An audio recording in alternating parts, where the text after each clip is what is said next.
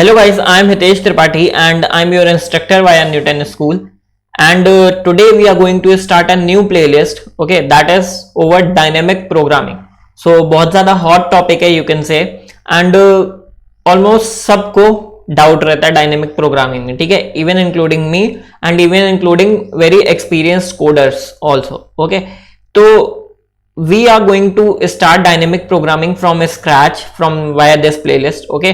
And in today day one we are going to see what is dynamic programming, how can we approach some problem in dynamic programming and overview of this whole playlist कि इस playlist में हम सब पढ़ने क्या क्या वाले हैं, ठीक है.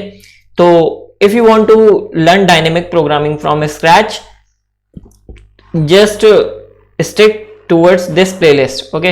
But before starting this video, let's just see what is Newton School. So basically Newton School is an e-learning platform which provides you different courses or services, you can say, okay. And first thing which they provide you is placement trainings. So what they do is they will teach you for 6 months front-end development, back-end development, and they will make you a full stack developer. Not only this, after that they will also get you placed in different companies which they have tie-up with, like ThoughtWorks, Unacademy, Dream11, Deloitte, Meesho, Motorola. So they have tie-up with almost 300 companies of India. So firstly they will make you a full stack developer by teaching you for 6 months, and after that they will get you placed in these companies. Now they do all this under pay after placement program, under which you don't need to pay even a single penny until and unless you get placed in any of these companies, okay. So it is an amazing program. If you want to know more about this, just come to newtonschool.co and check their pay after placement program for free by applying now for free button, okay. Second thing they have for you is Launchpad initiative, under which you can learn everything for free. Yes, if you want to learn different techs and you don't want to pay anything, you can just come to newtonschool.co under Launchpad initiative, sign up for free and start learning. You can do quizzes here, you can do programming on Newton School IDE, and after completion of any course, like they have courses for you for free, absolutely free, and in different languages also. So after completion of any course, you can just get your certificate of completion also, okay. So if you want to check more, then you can just come to Launchpad initiative of newtonschool.co and check there all the courses. Third and most amazing thing they have for you is Newton School MS degree program. So if you are a working professional and you want to get a master degree and transition to a software development career in product based companies, and you want to do your master degree from abroad, okay, so you can just head towards Newton School MS degree program. And what they do is they have tie-up with MIA Digital University of Spain. So you are doing your master's degree from MIA Digital University of Spain, and after 1 year of this course completion, you will get your degree which will be applicable in India as well as in abroad. So if you want to know more about this Newton School MS degree program, then you can just go to the link in description, that is bit.ly Hitesh15, or you can also ask me in comment section, I will tell you more about it. Last thing before beginning our video is that this Newton School Code Kitchen YouTube channel, if you haven't subscribed this YouTube channel, just go to it and subscribe this. There are different playlists for you which are getting updated time to time, that is data structures and algorithms, C++ tutorials, and for JavaScript also. So just go and subscribe this channel, and now let's just begin with our new playlist, that is dynamic programming. So first thing we need to know is what is dynamic programming. लोग इतना डरते क्यों है इससे और whatever, इतना doubt क्यों होता है, ठीक है. बिकॉज डायनेमिक प्रोग्रामिंग में इतना ज्यादा डाउट क्यों होता है, क्योंकि इसकी कोई फिक्स्ड अमाउंट ऑफ प्रॉब्लम्स नहीं है, सबसे पहली बात तो, ठीक है. किसी भी प्रॉब्लम में डायनेमिक प्रोग्रामिंग लग सकती है, ठीक है, बजाय उसके कि ऑब्वियसली उसमें लगनी होने वाली चाहिए, ठीक है. तो इसका कोई फिक्स्ड अमाउंट ऑफ सिलेबस नहीं है, इसका कोई फिक्स्ड अमाउंट ऑफ प्रॉब्लम्स नहीं है कि तुम खाली इतनी चीजें लर्न कर लो तो तुम्हारी पूरी डीपी कंप्लीट हो गई, ठीक है. In short we can say dynamic programming DP, ठीक है. तो इसका कोई फिक्स्ड अमाउंट ऑफ सिलेबस नहीं है, इसका कुछ भी फिक्स नहीं है, ठीक है. You do more and more practice and you will become more fluent with DP, okay. So ज्यादा से ज्यादा प्रैक्टिस करो, नंबर ऑफ क्वेश्चंस बढ़ेंगे, तुम्हारा डीपी में हैंड आता जाएगा, ठीक है. So for that obviously you have to start from somewhere and right now we are starting what is DP. So DP तुम्हें अगर मैं इजी शब्दों में बताऊं तो अगर तुमने रिकर्जन पढ़ा है, ऑब्वियसली तुमने पढ़ा होगा, that's why you came here for DP. Okay, so prerequisite for DP is recursion. Okay, so अगर तुमने रिकर्जन पढ़ा है तो यू मस्ट हैव नोन कि रिकर्जन में होता क्या है. कई बार we compute results, what we do is, suppose we have to compute result for some bigger state and for some value, variable value n, we break this value n to smaller sub problems and हम उसकी सब problems का answer result calculate करके उसको sum up करते हैं एक higher value के लिए, and this is recursion. Okay, and जहां पे भी रिकर्जन होगा we always use DP there only. So you can say what is DP? DP is enhanced form of recursion. Okay, enhanced form of recursion. How? क्योंकि recursion में कई time क्या होता है, कई टाइम हम क्या करते हैं, एक सिंगल सब प्रॉब्लम का रिजल्ट हम कई बार कैलकुलेट करते हैं. ओके, और इस चीज को हम बोलते हैं सब प्रॉब्लम्स की ओवरलैपिंग और overlapping sub problems. Okay, overlapping सब प्रॉब्लम सिंपली मीन्स कि कई सारी सब प्रॉब्लम्स सेम हो गई हैं हमारी. ठीक है, like we were calculating result for n, but इसकी जो सब प्रॉब्लम्स बनी n-1 सपोज, तो n-1 का रिकर्जन में कई बार यूज आया. ठीक है, n-1 का सपोज 10 टाइम्स यूज आया. तो what we do in recursion is we calculate value और result for n-1 10 times, and this is obviously not good that we are calculating result for same value multiple times. Okay, so that's why in these cases we use DP. What we simply do is we store this result somewhere.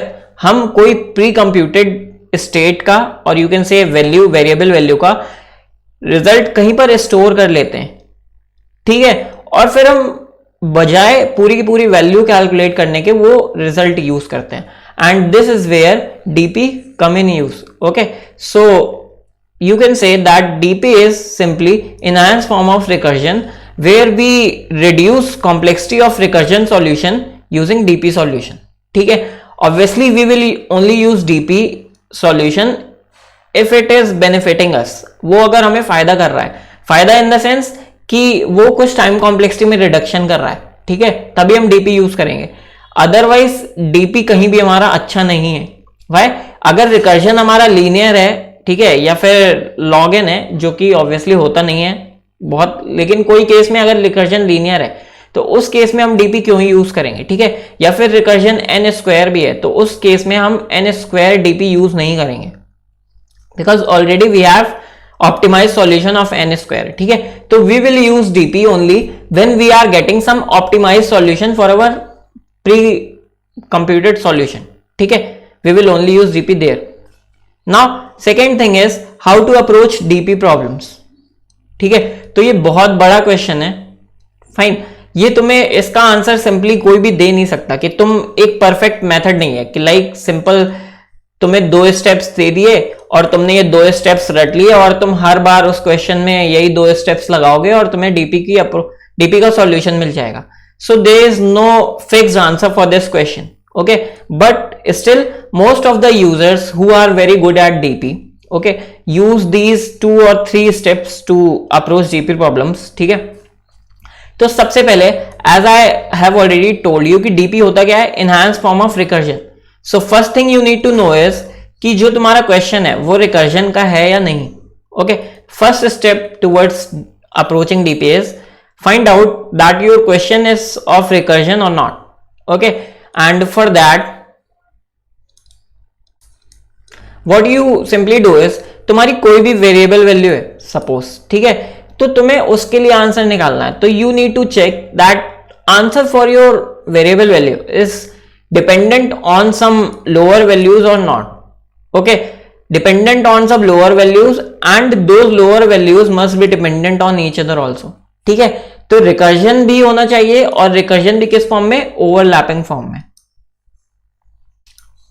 ठीक है, अब ये होता कैसे, अगर तुमने recursion पहले पढ़ रखा है तो तुम सिंपली चेक कर सकते हो कि सपोज मैं करता क्या हूं, रिकर्जन मैंने लिखा, ठीक है, और रिकर्जन का जो रिकरेंस फंक्शन है, ठीक है, वो कभी मान लो एक सिंगल रिकरेंस फंक्शन है, like value of n is dependent on n-1, okay, and n-1 is dependent on n-2 and n-2 is dependent on n-3 and simply you can say that 1 is dependent on 0, ठीक है। तो you can say कि ये जो recursion है, recursion function है, ये एक लीनियर रिकर्जन फंक्शन है इन केस यू कैन से, ठीक है, कि तुम्हारी यहां पे कहीं पे भी ओवरलैपिंग सब प्रॉब्लम नहीं आएगी। व्हाई? क्योंकि तुम्हें कहीं पे भी ऐसी स्टेट या वैल्यू नहीं मिलेगी जिसका तुमने ऑलरेडी कंप्यूट कर रखा हो, ठीक है। तो in this case you can't use DP. तुम्हें कोई चीज स्टोर करने के लिए तुम स्टोर कर भी लोगे, उसका तुम्हें कहीं यूज नहीं आएगा। So obviously why will we waste memory? जहां पे हमें कोई भी वैल्यू का यूज नहीं है, हम उस वैल्यू को स्टोर करेंगे ही नहीं। And if you are not storing और if you are not optimising anything in recursion solution, then there is no use of using DP, ठीक है। दैट्स व्हाई सबसे पहली चीज अप्रोच करने के लिए डीपी को हमें क्या चाहिए? We need to check that if there is recursion solution और नॉट, ठीक है। And if there is some recursion solution और recursive solution, you need to check कि जो उसके रिकरेंस फंक्शन है उनमें कुछ कंडीशंस हो, ठीक है, कुछ कंडीशंस हो in the sense you can say कि उसके कुछ more than one recursive functions हो, ठीक है, more than one recursive functions हो एट द सेम टाइम।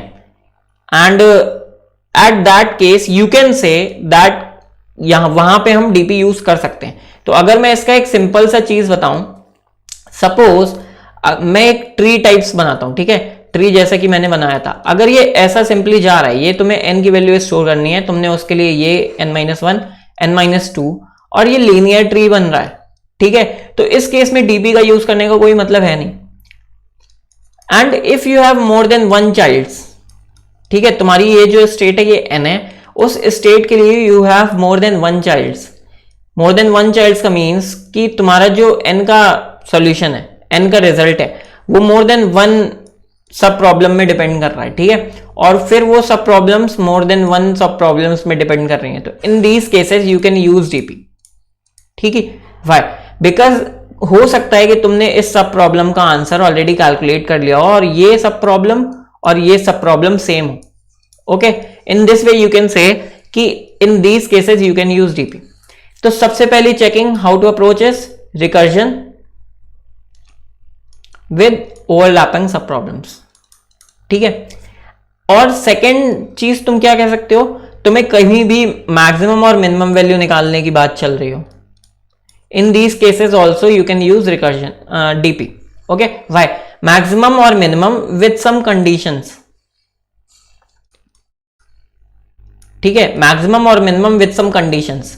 अभी तुम्हें डायरेक्टली हो सकता है समझ में ना आए क्योंकि अभी कोई एग्जांपल नहीं है यहाँ पे, ठीक है, बट जैसे जैसे हम क्वेश्चंस देखेंगे तुम्हें समझ में आने लगेगा और तुम्हें इन दो तरह की ही प्रॉब्लम्स मिलेंगी पूरी डीपी में, ठीक है, फाइन।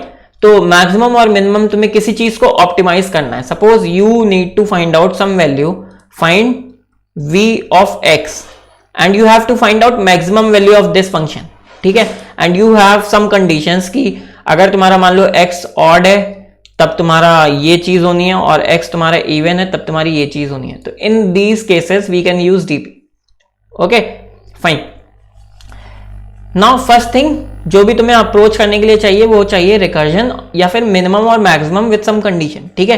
पहली चीज तुम्हारी ये हो गई। सेकेंड थिंग तुम क्या करोगे, फर्स्ट चीज रिकर्जन फाइंड आउट करो या फिर मिन मैक्स, ठीक है। सेकेंड थिंग जो तुम्हें चेक करनी है, पहली चीज तुम्हें पता चल गया कि यहां पे डीपी लग रही है, यहां पे डीपी लगेगी। अब डीपी को लगाने के लिए तुम्हें क्या करना है, सबसे पहले, ठीक है, तुम्हें सबसे पहले क्या करना है, डीपी को लगाने के लिए तुम्हें अपना ये निकालना है कि तुम्हारी जो करंट स्टेट है या फिर करंट वैल्यू, यू कैन से करंट वैल्यू ऑफ सब प्रॉब्लम और प्रॉब्लम, वो कितने पैरामीटर्स में डिपेंड कर रही है, ठीक है, वो कितने पैरामीटर्स में डिपेंड कर रही है। तुम्हें सेकेंड चीज ये निकालनी है कि तुम्हारा कोई भी स्टेट है, मैं देखो कोई भी सब प्रॉब्लम है, सब प्रॉब्लम को मैं एज ए स्टेट डिफाइन करूंगा, ठीक है, कोई भी सब प्रॉब्लम को मैं एक किसी भी क्वेश्चन की करंट स्टेट बोलूंगा, ठीक है। फाइन, तो अगर मान लो ये तुम्हारी स्टेट है, तो ये तुम्हारी स्टेट कितनी पैरामीटर्स में डिपेंड कर रही है, एंड तुम्हें दूसरी चीज यही निकालनी है। Suppose your answer for value n is depending on two things, okay, कि मान लो n ऑड है, n का नेचर कि वो ऑड है या इवन है, ठीक है, एंड n की वैल्यू कि वो 100 से लेस देन है या फिर 100 से ग्रेटर देन है, ठीक है। तो यू कैन से कि यहां पे दो चीजों पे तुम्हारी वैल्यू डिपेंड कर रही है, तुम्हारा रिजल्ट डिपेंड कर रहा है। इन द सेम वे तुम्हें करना क्या है, दूसरी चीज कि तुम्हें पैरामीटर्स फाइंड आउट करने हैं। सबसे पहले तो एक लिस्ट बना लो कि किस किस चीज पे तुम्हारा आंसर डिपेंड करेगा, ठीक है। नाउ तुम्हें चेक करना है कि जितनी भी चीजें तुमने फाइंड की, मान लो 1 2 3 4, वो कहीं ना कहीं तुम्हारी चेंज हो रही हैं ऑब्वियसली, ठीक है। ये सारी की सारी चीजें वेरिएबल होनी चाहिए। फाइन, तुम्हारी पूरी की पूरी प्रॉब्लम में कहीं एक जगह तो चेंज होनी चाहिए। अगर चेंज नहीं हो रही है, इट मींस तुम्हारी होल प्रॉब्लम में ये चीजें पैरामीटर सेम है, एंड तुम्हें उसके लिए फालतू में स्टोर करके स्पेस खपाने की जरूरत नहीं है। So first thing you need to check is total variable parameters, ठीक है। तो अप्रोच करने में सबसे पहला कि डीपी लग रही है कि नहीं, second thing total variable parameters on which your solution will depend. Fine fine, third thing, finalize करो अपना रिकर्सिव सॉल्यूशन। रिकर्सिव सॉल्यूशन अगर तुम लोगों ने रिकर्जन पढ़ रखा है ऑलरेडी, ठीक है, तो तुम्हारा एक रिकरेंस फंक्शन लिखने की बात आती है कि अपना रिकरेंस फंक्शन लिखना है तुम्हें। तुम्हारा कैसे, तुम्हारा सपोज फंक्शन ऑफ जो वैल्यू n है वो कैसे तुम्हारे सब प्रॉब्लम्स में डिपेंडेंट है, ठीक है। सब प्रॉब्लम्स मान लो f ऑफ n-1 में डिपेंडेंट है और f ऑफ n-2 में डिपेंडेंट है, ठीक है। ये मैंने सिंपल किसी का सॉल्यूशन लिखा और उसका रिकरेंस फंक्शन ये था। तो तुम्हें तीसरी चीज ये लिखनी है, ठीक है। अगर मैं ये बोलूं कि ये रिकरेंस फंक्शन है तो उसकी जो स्टेट है वो ये है n, ठीक है। ये पैरामीटर है जिसपे तुम्हारा करंट स्टेट का आंसर या रिजल्ट डिपेंड करेगा, ठीक है। फाइन, तीन चीजें हो गई तुम्हारी, पहला डीपी लगनी है या नहीं, थर्ड उसके पैरामीटर्स डिफाइन करो। अगर मुझे यहां पे मान लो दो पैरामीटर्स चाहिए होते तो मैं यूं लिखता n m, ठीक है, इस तरह। तो उसके सेकंड चीज उसके पैरामीटर्स, वेरिएबल पैरामीटर्स चेक करो। थर्ड चीज उसका रिकरेंस सॉल्यूशन लिखने की कोशिश करो, उसका रिकरेंस सॉल्यूशन लिखने की कोशिश करो कि कैसे तुम्हारा जो करंट स्टेट का जो आंसर है तुम्हारा वो कैसे डिपेंड करेगा छोटी स्टेट्स में, ठीक है। एंड फोर्थ थिंग, अपना रिकरेंस फंक्शन लिखो और उसमें मेमोइजेशन करो। मेमोइजेशन सिंपली मतलब कहीं ना कहीं तुम अपना स्टोरिंग की चीज देखो कि तुम्हें कैसे चीजें स्टोर करनी है, ठीक है। तो ये जो फोर्थ स्टेप है ये तुम्हारा मेनली डीपी का है और ये कहीं ना कहीं सबसे इजी स्टेप है, ठीक है। और सबसे टफ स्टेप मैं बोलूं तो वो ये दोनों स्टेप हैं, ठीक है। कैसे तुम स्टेट्स डिफाइन करोगे एंड सेकेंड चीज तुम उसका रिकर्जन कैसे लिखोगे, ठीक है। तुम जैसे जैसे क्वेश्चंस बढ़ते जाएंगे तुम्हें डीपी क्या लगनी है या नहीं तुम्हें तुरंत समझ में आने लगेगा, ठीक है। तुम्हें क्वेश्चन दिखेगा और तुम्हें तुरंत समझ में आ जाएगा कि सब प्रॉब्लम्स में डिपेंडेंट है या नहीं तुम्हारा। तो ये तुम्हारा इजी है, जैसे तुम्हारी प्रैक्टिस बढ़ेगी ये भी तुम्हारा इजी हो जाएगा जैसे प्रैक्टिस बढ़ेगी। तुम्हें इन दोनों पे प्रैक्टिस करनी है, ठीक है। तो इन ऑल फर्दर क्वेश्चंस हम इन दोनों पे फोकस करेंगे, ठीक है। Fine, now different topics which we are going to cover in this playlist. तो होता क्या है, डीपी जो तुम्हारी है वो मेनली उसके जो मेन पेरेंट क्वेश्चंस हैं, यू कैन से पेरेंट क्वेश्चंस, उन्हीं से अराइज्ड क्वेश्चंस डिफरेंट क्वेश्चंस बनते हैं, ठीक है। तो जो मेन तुम्हें डीपी सीखनी होती है मतलब parent questions, types of questions you can से, ठीक है। तो लाइक कॉम्पिटिटिव प्रोग्रामिंग सीखने के लिए तुम पहले लैंग्वेज सीखते हो, ठीक है। तो in the same way DP सीखने के लिए तुम्हें पहले ये स्टैंडर्ड प्रॉब्लम सीखनी पड़ेंगी। तो हम ये ऑल स्टैंडर्ड प्रॉब्लम्स और इनके वेरिएशंस देखेंगे, ठीक है, हर वीडियो में। और first is knapsack problem, then there is longest common subsequence and longest increasing subsequence problem. तो नैपसैक में हम नैपसैक की ग्रीडी और डीपी की सॉल्यूशंस देखेंगे, ठीक है। फिर सबसीक्वेंस पे ये दोनों प्रॉब्लम्स होती हैं, बहुत स्टैंडर्ड प्रॉब्लम है, इन्हीं के वेरिएशंस बहुत ज्यादा कंपनीज में पूछे जाते हैं। Then Fibonacci series, Fibonacci series से बहुत सारे क्वेश्चन अराइज होते हैं, बट हमें फिबोनाची सीरीज ही पता होती है खाली, तो हम ये भी देखेंगे, ठीक है, इसके डिफरेंट क्वेश्चंस जो जो हो सकते हैं। कदेन्स एल्गोरिदम तुम्हारी सब एरेस के लिए होती है, ठीक है, तो वो देखेंगे। फिर मैट्रिक्स चेन मल्टीप्लिकेशन, ये तुम्हारा मोस्टली कई सारी मैट्रिक्स को एक साथ मल्टीप्लाई करने के लिए यूज होता है, ठीक है। और ये दोनों जो टॉपिक हैं ये तुम्हारे बहुत एडवांस टॉपिक हैं और बहुत important, and in the point of interview से उतने ज्यादा इंपॉर्टेंट नहीं है, बट ऑब्वियसली तुम अगर बहुत अच्छी कंपनीज का इंटरव्यू दोगे तो उसमें ये ऑब्वियसली पूछा जाएगा, ठीक है। तो last topic will be DP on trees and grid. तो हम ये सारी वीडियोस कवर करेंगे इन प्लेलिस्ट में, and thank you guys for watching this complete video. If you have any doubt, you can just ask in comment section. Second thing, if you haven't visited Newton School yet, just go to newtonschool.co, check their pay after placement program, Launchpad initiative, and if you want to know more about MS degree program of Newton School and MIA Digital University, you can just go to the link in description, that is Hitesh15, bit.ly Hitesh15. And at the last, if you haven't subscribed this YouTube channel, that is Code Kitchen Newton School, just go and subscribe this YouTube channel. Okay, thank you guys for watching.